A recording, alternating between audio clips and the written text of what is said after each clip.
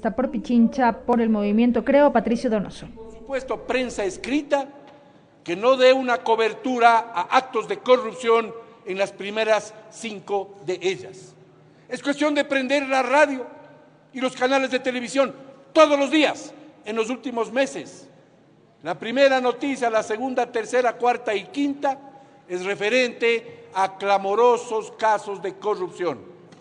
Y la familia ecuatoriana merece voltear la página, pero no por no cubrir aquellos actos de corrupción o las noticias inherentes a ellos, sino porque debemos luchar contra la corrupción todos los ecuatorianos, sin distingo de banderías políticas.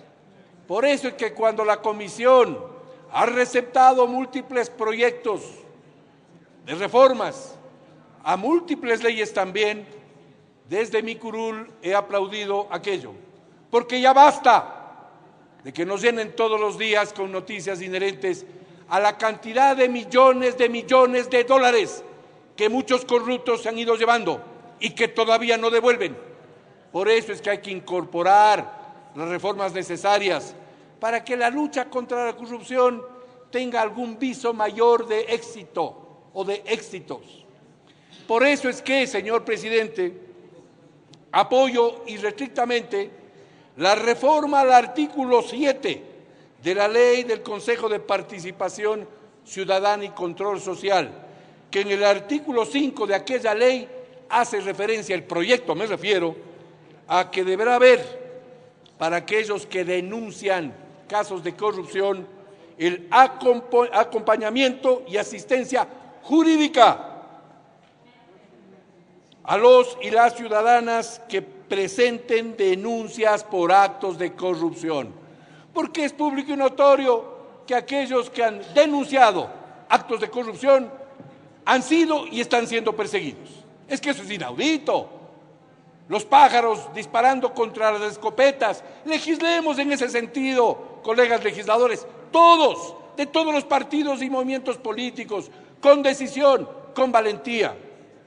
Me permito, señora presidenta de la comisión, sugerir que luego de aquel artículo mencionado en el informe, que le denominan numeral 5, se añada un inciso al mismo, que luego del punto aparte diga textualmente, cuando hace referencia a aquellos ciudadanos que denuncian casos de corrupción, y diga más o menos lo siguiente: además, se asegurará la protección de todo orden, con el fin de que puedan actuar con todas las garantías en sus derechos y libertades, para que nadie pueda perseguirlos, señora presidenta de la Comisión de Justicia, porque ya es hora de hacer las cosas bien, como en efecto ha venido haciendo la Comisión, pero hay que redactar de forma tal que a nadie se le ocurra perseguir a quien denuncia casos de corrupción.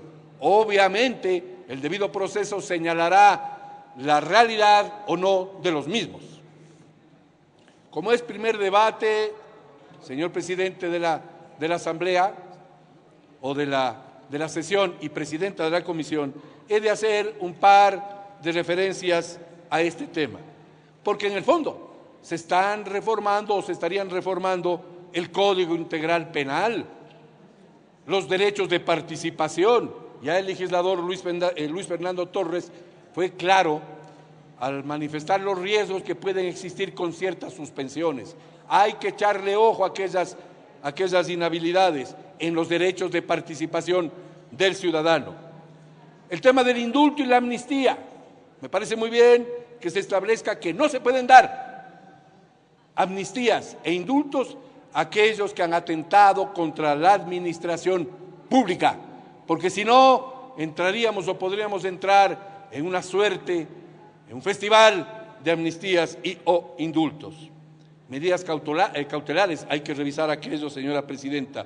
Lo mismo lo inherente a la extinción de dominio, que está bien, pero tiene que ser, en mi opinión, y digo es primer debate, una redacción mucho más clara, mucho más lógica. Se estarían reformando las leyes de Contraloría, de la Ley de Servicio Público, de Contratación Pública, de la Función Judicial, incluso la Ley Electoral. Rápidamente, quiero comentar la reforma a los artículos 280, 285 y 289 del Código Orgánico Integral Penal. Allí se incrimina la responsabilidad de una persona jurídica como que si se tratase de una persona natural. Debe ser analizado este tema con mayor acuciosidad. Se indica en el párrafo de Marras que habrá lugar a la disolución y liquidación y el correspondiente pago de multa de aquella persona jurídica cuando se determine su responsabilidad. Pregunto yo a la presidenta y por supuesto a la comisión, ¿no será mejor indicar que aquella multa que hace referencia el proyecto de entre 500 a 1.000 salarios básicos unificados deben ser anterior a la disolución y la liquidación de esa persona jurídica? Bien sabemos que en derecho público solo se puede hacer lo que está escrito, por lo tanto seamos claros, incluso en el orden de las sanciones, para que nadie se pierda una vez que estas reformas pasen a ser ley de la República. En cuanto a la necesidad o la potestad de dirimir prisión preventiva, que hizo referencia el legislador Luis Fernando Torres, en tanto en cuanto estemos en la etapa de indagación, tiene que haber un informe de Contraloría para cuando se quiera meter preso a alguien. Cuando exista prisión preventiva debe haber un informe, porque si no podríamos caer todos en aquello de la persecución política, que es precisamente lo que estamos tratando de evitar. Concluyo, señor presidente de la sesión, manifestando que todos debemos luchar contra la corrupción y contra los corruptos. Que no volvamos a ver a futuro que todos los noticieros y programas de televisión hacen referencia a los millones de dólares que se han llevado vía coimas, vía testaferrismo, vía peculado, vía concusión, y que esto sea una normativa, una regla de esta Asamblea, luchar contra la corrupción, y que los corruptos, una vez que esta ley entre en vigencia o sus reformas, no solamente vayan a la cárcel, estimados colegas legisladores, sino que devuelvan todo lo robado. Muchas gracias. El asambleísta Patricio